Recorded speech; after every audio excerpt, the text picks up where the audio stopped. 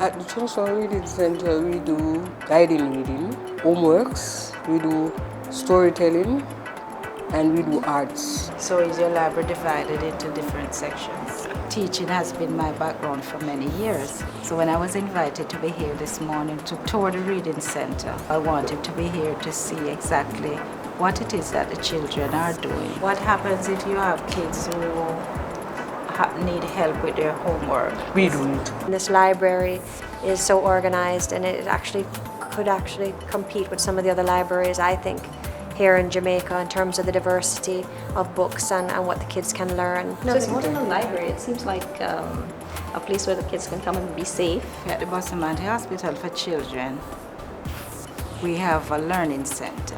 Which is a similar concept, but I've come here and just been totally blown away by the organization and the structure, which I think would give us a lot of ideas when we go back into many little projects that we have. How I feel about Lady Helen coming here in Chinchon at our reading center to see what we have done in here, to copy for the kids in Bustamante Hospital, it brings me joy.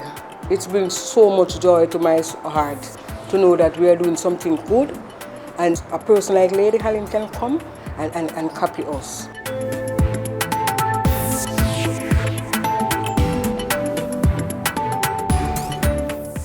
The Learning and Activity Centre of the Bustamante Hospital was originally started in the late 1980s by the Friends of the Bustamante Hospital for Children because they wanted to ensure that the education of every child, although they are in an institution where we provide medical care, their education continues.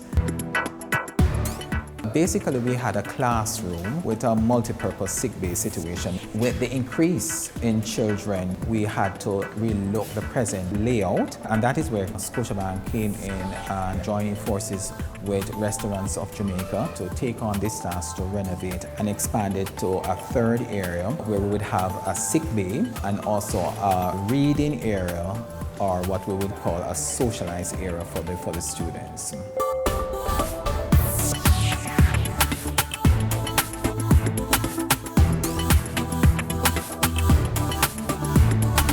Today I'm happy and delighted to address you on this occasion, the opening of the newly renovated Learning Centre. We're really excited about what this refurbished learning center will mean, and the children are our future, and it's important that even while here in the hospital and facing all kinds of other challenges, that they have the opportunity to learn, to grow, to keep up with their studies.